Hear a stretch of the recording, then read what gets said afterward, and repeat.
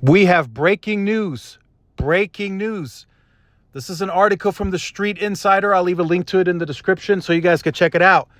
T-Mobile is buying more 600 megahertz spectrum. This time they are going to buy it from Comcast. It's going to be in the total amount between $1.2 to $3.3 billion. So this is not nationwide. I'm disclaimer right off the bat. Comcast did not buy 600 nationwide at the auction. So the areas where this is going to have an impact is listed.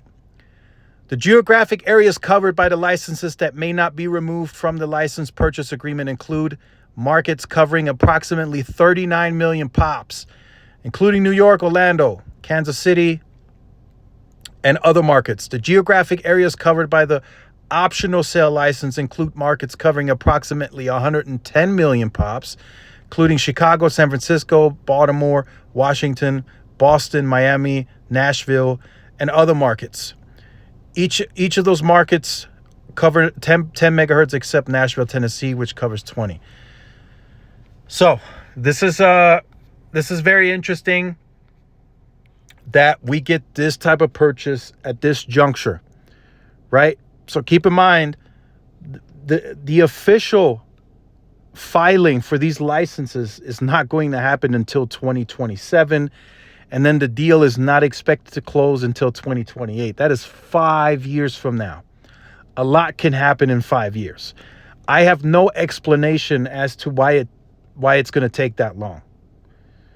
Right? This is going to be forgotten about because it's not going to have any impact for 5 years. Right? I'm making this video today because it's announced today, but this is not closing until 2028.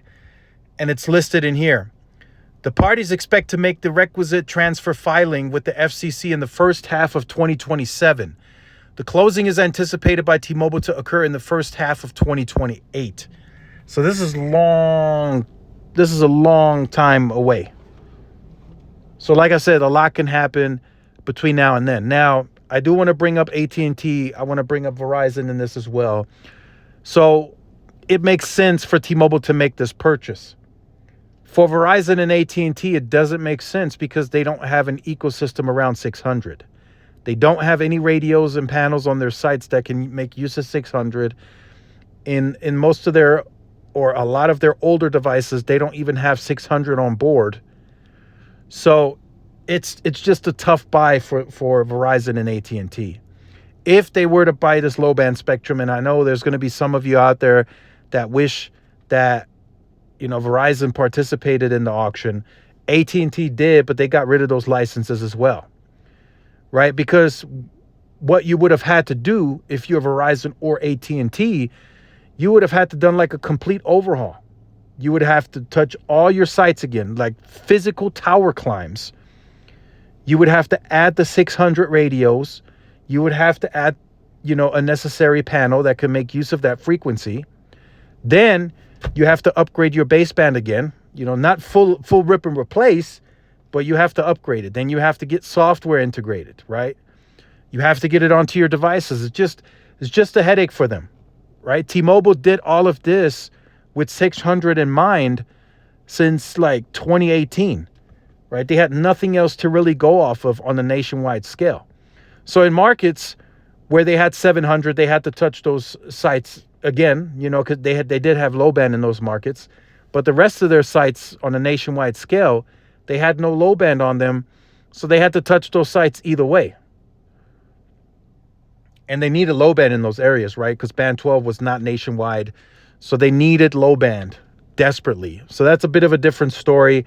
T-Mobile specifically put money to the side for this. They invested into this.